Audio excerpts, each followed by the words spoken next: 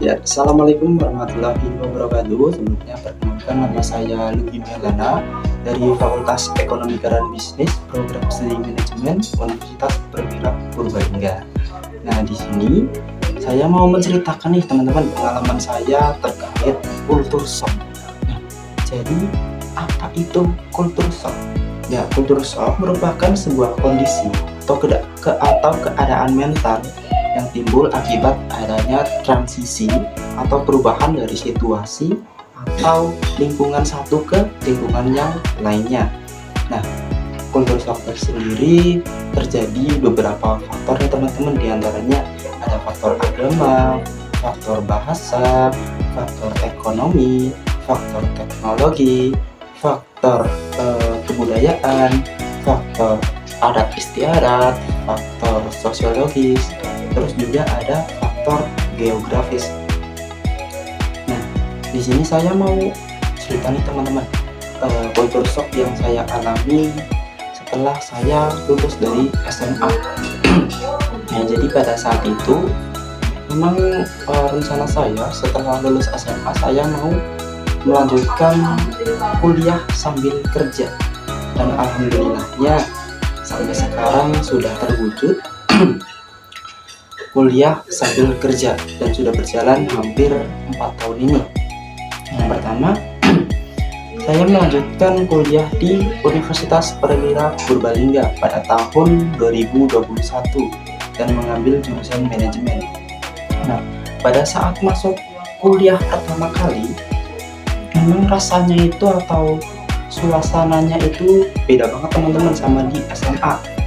Biasanya kalau di SMA itu kita dari pagi full sampai sore berada di lingkungan sekolah. Pada saat di kuliah saya merasakan suasananya beda banget nih sama di sekolah, karena di kuliahan itu kita nggak full, kita datang pas ada matkul, pas ada pelajaran, pas ada kegiatan dan lain sebagainya. Untuk pelajarannya sendiri kalau di kuliah itu lebih mendalami di bidangnya, seperti di manajemen lebih membahas ke ilmu ekonomi, tentang saham dan lain sebagainya. Lalu untuk kultur shock berikutnya di perkuliahan itu terkait tugas. Hampir setiap mata pelajaran itu ada tugas dan diberi waktu 1 minggu. Setelah tugas ini selesai, minggu depan akan ada tugas lagi. Ya, memang sih kebanyakan tugas bisa membuat kita belajar untuk memahami materi berikutnya, sehingga kita tahu nih apa nih yang disampaikan materi sebelumnya. Jadi kita tidak hanya belajar di kelas, tapi kita juga belajar di rumah. Lalu untuk cerita saya yang kedua yaitu terkait pekerjaan.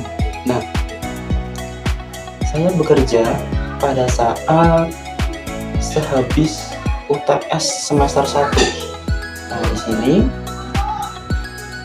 saya memang lebih fokuskan pekerjaan, karena memang dulu itu pas awal-awal masih corona, jadi pada saat kuliahnya itu masih sangat renggang dan kebanyakan online. Jadi saya masih banyak waktu di pekerjaan, terus juga bagi-bagi tugas. Kalau ada tugas saya kerjakannya malam hari. Lalu makin kesini memang si pandeminya ini sudah makin berkurang dan kita juga lebih sering belajar offline atau berangkat ke kampus. Nah, di sini memang dari saya sendiri juga agak bingung dulu mau gimana nantinya, apakah kerjaan ini ke-handle, apakah kuliah ini ke-handle, dan ternyata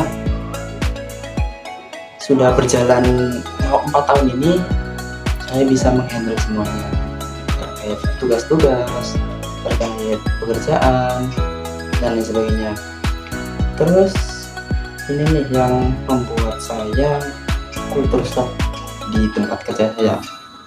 Nah, saya itu kerja di pembibitan Purbalingga atau jualan bibit. Nah, Di sana itu tempatnya memang tergolong panas. Suhu di sana bisa mencapai 35 derajat Celcius.